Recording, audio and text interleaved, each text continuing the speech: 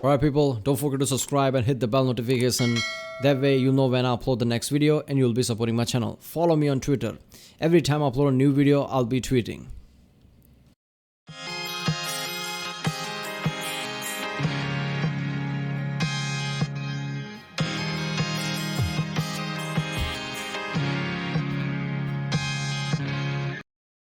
Ladies and gents, this is Reaction. This is State of the Galaxy in Warhammer 40,000 by the channel The Template Institute. To be a man in such time is to be one amongst untold billions. It is to live in the cruelest and most bloody regime imaginable. These are the tales of those times. Forget the power of technology and science, for so much has been forgotten. Never to be relearned. Forget the promise of progress and understanding, for in the grim dark future there is only war. There is no peace amongst the stars, only an eternity of carnage and slaughter, and the laughter of thirsting gods. Damn. Alright. So, yeah, that is true, isn't it? The technology and the knowledge of the science, most of it is forgotten. So they are only reusing what they already have and kind of know how to do. And they're reusing it without knowing how it actually works. So they don't know the science of it. They just know how to do it right now. And that is pretty fucking dangerous thing, let's just say, because, there is a basic, a saying that if you know something how to make it work at the engineering level, that's all great. But if you don't know the science behind it, it's a very slippery slope. One day you might forget it, or people who know how to do things probably would die, like it happened in this Warhammer 40,000. Most of people who have knowledge died, and then you don't know how to do it again. If you know science, you can, I guess, relearn to do it. So Warhammer 40,000 in the grim, I love how they added that detail. Like nobody knows the science of it. It just works. So people just know how to do the process to create something again. Let's watch it. Remember, if you like my reaction, don't forget to like, subscribe. Check out the reaction. There's a link in the description. Check out the cars for the playlist like Warhammer 40k, John Tron, history, things like that. And yeah, let's watch it.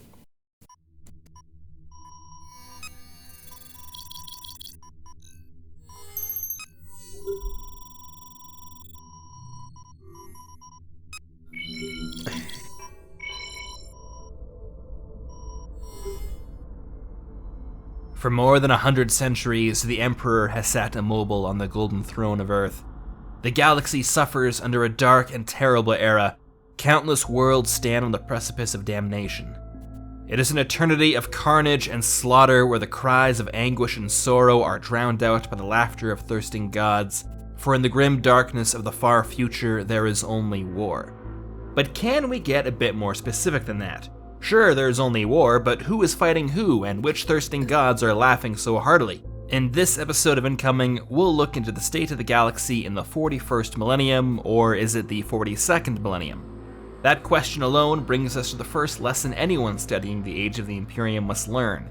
There are no— Oh, I get it. So he's literally, I guess, touching the subject, like what is happening. So I don't know, the title should have been a bit of differently. He might have gotten more views from it. Like, I don't know, Warhammer 40,000 in 10 minutes or something like that, or Warhammer 40,000 in summary, because he's literally going to talk about who's fighting who and what's happening on the surface of it. So there's like Warhammer 40,000, I guess, like how Brick is making a guide or whatever. He should have put that title. State of the Galaxy still is the right title, but people won't understand this. Like, this is what it's about. No hard facts here, no certainties beyond the touch of doubt.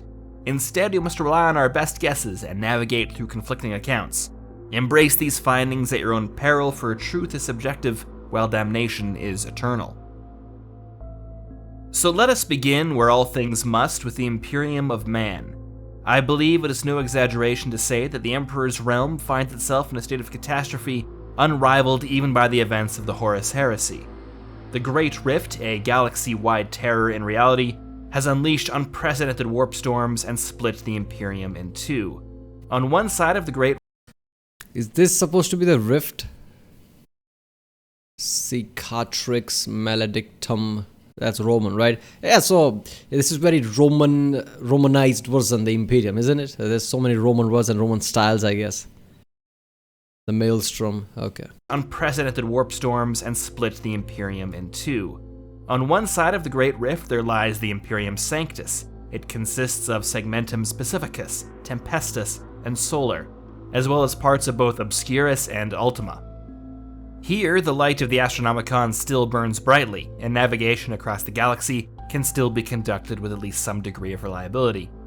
While the Astronomicon has allowed Imperium Sanctus to survive the spread of the Great Rift, it has still suffered tremendously, with even Holy Terra attacked by demonic legions. But that is nothing compared to the horrors of the Imperium Nihilus. Separated from the light of the Astronomicon and cut off from all but the most determined aid, the so-called Dark Imperium stands alone against every manner of nightmarish foe. Before the spread of the Great Rift, this half of the galaxy was administered under Segmentums Obscurus and Ultima. Since the Rift, however, travel through the warp is barely sustainable at even a crawl. The surviving Imperial worlds have instead needed to look to their own defense.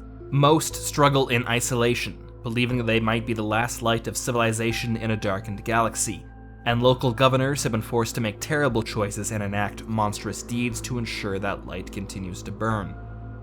It is difficult to argue against the belief that the Imperium has entered the time of ending, the final stage before mankind, the galaxy, or even all reality falls into darkness, but there remain flickers of hope.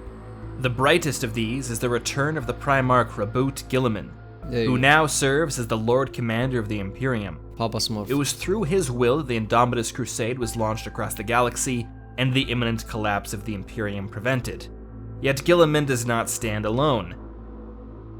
A new breed of transhuman space marines have been perfected, reinforcing existing chapters and forming all new ones. Together with the armies of the Imperium, these new Primaris Marines have been instrumental in holding the vast territories of the Imperium together.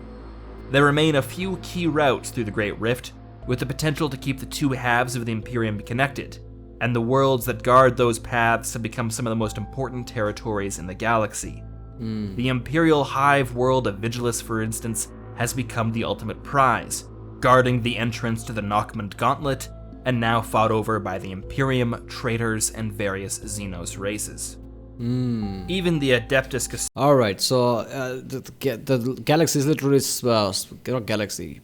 Galaxy, universe, whatever. The world is literally split in two, and Imperium is split in two because of it, because of the massive rift.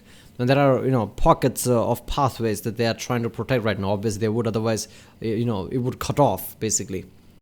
In any military tactics throughout the years, if you see in the history that any general or great name, like, Julius Caesar, Napoleon, whenever they fight, right, even in the, American Civil Wars, whenever they fight, they try to split the army in two if they can. That makes them way easier to be defeated. This is kind of similar to that. Imperium split in two is disastrous. So there are certain pathways that connects the two. Imperium is really defending it really strongly. It's understandable. And every other Necrons and every other Xenos races is trying to attack it. Is also understandable. This is great. It's way too much addition to this world. I guess this is one of the latest thing that they added, right? The Primaris, Adeptus, whatever, they're the newer ones, right? Newer, more stronger Space Marines that Guilliman created. All of this is a newer update, right? From 2017 or something. Custodes, once rarely seen outside of Holy Terra, are now deployed to these distant war zones. While the extreme measures taken by the Imperium have proven effective, they unfortunately underscore the dire situation that mankind finds itself in. The forces of the Chaos Gods, by contrast, are celebrating their moment of triumph. Is that slowness? The emergence of the Great Rift has brought greater opportunities to the ruinous powers than have ever existed in their long history. Even the most ardent Imperial worlds are now fertile ground for the spread of corruption and terror. In the Imperium Nihilus, dark cults are spreading at an ever-increasing rate, while demonic intrusions into the material realm are likewise becoming ever more frequent. The greatest symbol of their ascendancy, however, is the shattered realm of Cadia, once the linchpin of Imperial defenses and now the center of a burgeoning Chaos Empire. But with victory has come arrogance and impudence. Alliances between the Chaos Gods are always tenuous, and in their race to claim glory and prizes for their respective lords, the forces of the ruinous powers have turned on one another, allowing the Imperium to once again contest planets and sectors that the traitors had easily taken. The success of Chaos has also created an era of desperation, in which old adversaries have forged once unthinkable alliances and embraced a common cause. This is no more evident than in the fractured Eldari, split between those who after the fall of their empire sought refuge on their surviving craft worlds, those who fled into the labyrinth of the Webway, and those What? who embraced strange cults and ancient prophecy. And yet, one Drukhari's and Craftful Eldars are allied now, is that it? Isn't that dangerous? Craftful Eldars is trying to distance themselves from those, fucked up Eldars, Drukharis and everybody. So Slaanesh doesn't take them, right? How is Alliance help that? One such prophecy is uniting the Eldari like never before. A high priestess of a new religion is leading a growing coalition of her people in the belief that the Eldari god of the dead might be awoken and set against the chaos god Slaanesh. There you go. While the greatest attempt has failed, should this yet come to pass, and should Slaanesh be killed, the souls of all Eldari might be freed from the terrible curse that affects their race. For the first time since the fall of their ancient empire, all the Phoenix Lords have gathered together, and members of every Eldari culture have sworn loyalty to the same banner. Okay, here's the thing. We know about Chaos Gods, right? The 4 Chaos Gods. 4? Yeah, 4 Chaos Gods. So, who Chaos Gods are, their backstory and everything. But the Chaos is just a small part of the Warp. And the Warp has many gods probably. But why don't we know about them in detail? Like how, Adeptus Mechanicus has their own god, right? And if that is a god that is real, it's not that they're thinking it. Because, it does. The god does help them while trying to engineering stuff, right? I mean, there are, like Eldar said, death gods of Eldar. Probably that's the real god too, right? So there are many gods probably, but we only know about Chaos gods. Why is that? Why is there no detail about other gods? Like, Mechanicus god, Eldar's gods. The gods that are not Chaos, basically. Curiously, the same thing appears to be occurring across the Orc clans, although this may have greater consequences for the galaxy than even the spread of the Great Rift. The war boss Ghazghkull Mag Uruk Thraka is generally regarded as without equal across the whole of the Orc race, and beset by visions seemingly from the Orc gods Gork and Mork. They have led Ghazghkull first to the Imperial world of Armageddon, turning its entire Orc god? One orc created by the who was that? I forgot the fucking name of that. The opposite of the Khatans, the old ones, right? The old ones. Didn't the old ones created orcs and the Eldars? How does Eldar and orcs have gods? I guess they think there is a god, and in this Warhammer 40k universe, I guess our thoughts are really strong and powerful. Like if we believe somebody is God strongly enough, that the God, I guess, comes to existence or something like that. Like how Slaanesh is created after all the debauchery. The level of debauchery that Eldar did was so strong. All the thought and emotion from that literally created a debauchery god that is Slaanesh, right? So maybe, Eldars and Orcs have gods because they believe strongly enough that there is a god. And that is why the Emperor is a god now, because everybody in the Imperium, which is Imperium is Mahusu, with trillions and trillion peoples in them, who believe the Emperor is a god. Our star system into a cauldron of battle, and later to the Orc Empire of Octarius, where he nearly single-handedly altered the course of battle against the Hive Fleet Leviathan. Ghazghkull's feats of battle have turned him into a living psychic beacon, and he is drawing orcs in their trillions from every corner of the galaxy. It is rumored he now stands at the head of over 5 million warships, and leading them into the very heart of the Imperium. While the victory at Octarius cemented Ghazghkull's status among the orcs, it was disastrous for the Tyranid hive mind. Okay. Only a select few of the hive fleets have entered the galaxy so far, but their defeat at Octarius, Baal, and elsewhere, combined with the spread of the Great Rift, is denying the Tyranids the precious biomass that sustains them. If the galaxy is swallowed into a rolling tide of madness, the hive mind will need to look elsewhere for biomass, but having already endured such a long journey, it is doubtful it could survive. Yet the Tyranids excel at adapting to changing circumstances, and already new organisms and hunting patterns have been developed. And while the Great Rift does not benefit the Tyranid swarms in the long term, its spread has unleashed the potential of the Gene Stealer cults. Yeah, I was just gonna say at least some good news. Tyranids are slowing down because they are terrifying. They are like the movie Alien from that movie, right? That's just fucking terrifying. And yeah, that is true, isn't it? The Tyranids' best thing about them is they adapt really great. It's like, universe can mold itself in certain way because of certain events, and Tyranids can mold around it, right? Tyranids can always adapt, which is terrifying. Secret societies who worship the hive mind have found greater success as the Imperium's attention has turned elsewhere, and if the Tyranids can move swiftly, the Great Rift need not be a major obstacle. For the Tau Empire, by comparison, the Great Rift has barely been a hindrance. Lacking a meaningful psychic presence in the warp and unable to use it to travel, the Tau have been forced to adopt slower yet more reliable methods that remain unaffected. Their history is marked by a series of aggressive campaigns of expansion to establish new spheres of influence, and the fifth sphere is bloodied but relatively intact. An assault by the Nurgle sworn forces of the Death Guard threatened to turn the Tau's newest realm into one of pestilence and slaughter, but through great cost, this fate has been averted. Yet the success of the fifth sphere was paid for in the— Alright, wait a minute. Chaos only attacks them who Chaos thinks that they are, I guess, a threat enough to them. Chaos did the Horus Heresy because Chaos saw Emperor and the Imperium as the bigger ass threat. Is Tau Empire big enough that Nurgle is attacking him? Attacking the Tau Empire?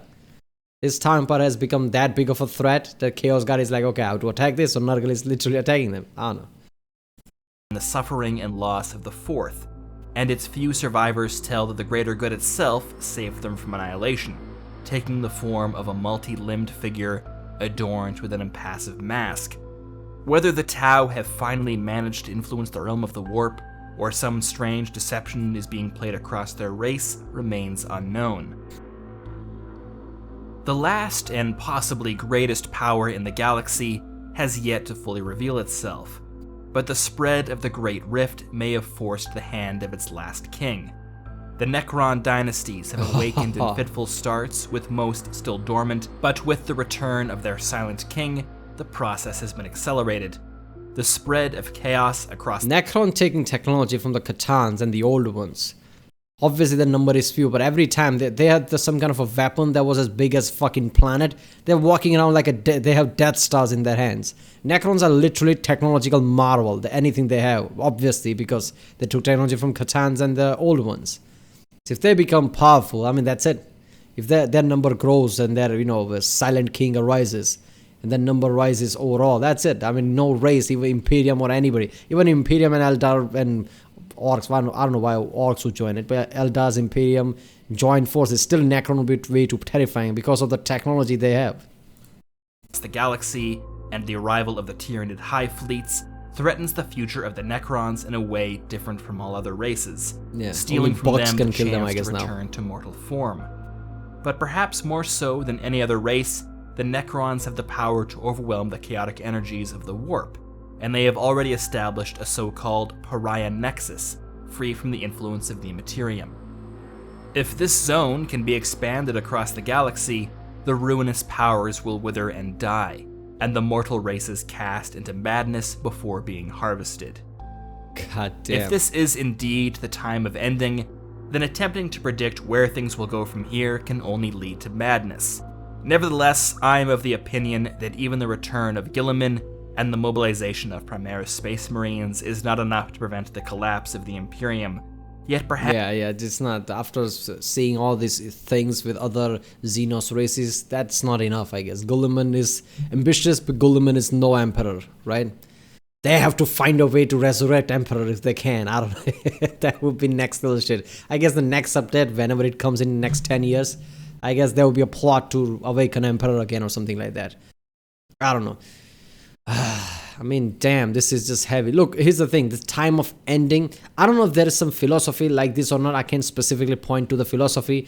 But let's just say if there are so many elements, like 6, 7 elements which are deadly, they are complex and, I don't know, different enough that galaxy won't end.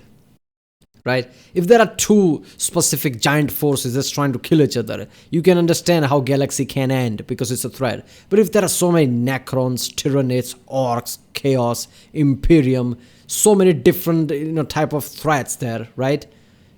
And all trying to kill each other, not one specific goal. Everybody trying to hunt Imperium, also trying to kill Chaos and make sure Chaos stays away, and kill other Xenos beings too. Everybody's trying to do that. If that many people have that many enemies at the same time, it's just going to be chaotic, but it won't be the end. I don't know if that makes sense or not. Perhaps this is only the first stage in the return of other Primarchs, or perhaps even the rejuvenation of the Emperor himself. There you While the latter seems unlikely, who among us could have predicted even a few years ago that a living Primarch would rally the Imperium once more? The Tyranids and Necrons seem the true wild cards in the developing scenario. Neither has any love for chaos, and should their twisted intelligences that guide them determine that the survival of the Imperium is necessary. Okay, when Gilliman returned, did he went to the Holy Terra and all the Lords of Terras, those people, those old people, I guess. And when was the Lord of Terra? I don't know why. I'm remembering the text-to-speech device episode. Like how they acted there. That is what I see now. Every time I think of that. There are a lot of Lords of Terra. Did Gilliman just went there like, step aside, idiots, I'm here. I'm the leader here or something like that. Because let's be honest, all the Primarchs hated, right?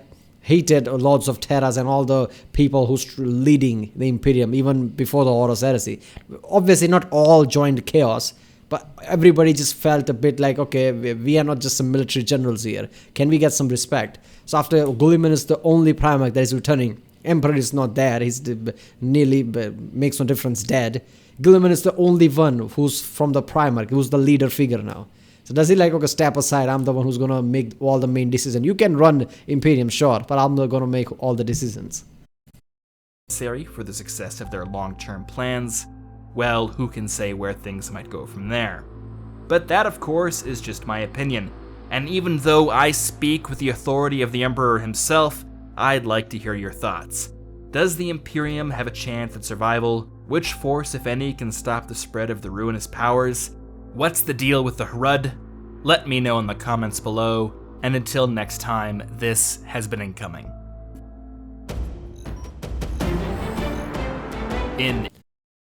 Alright, that's it. That was State of the Galaxy in Warhammer 40,000. It's a fucking great video. This video deserves more views because this is kind of in summary. Warhammer 40,000 and State in summary or something like that. Like in brief, Warhammer 40,000 in brief guide, whatever we want to call it.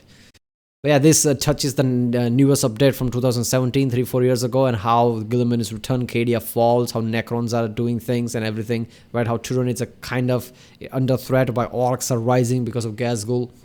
Yeah, this is awesome. I love the complexity of this world.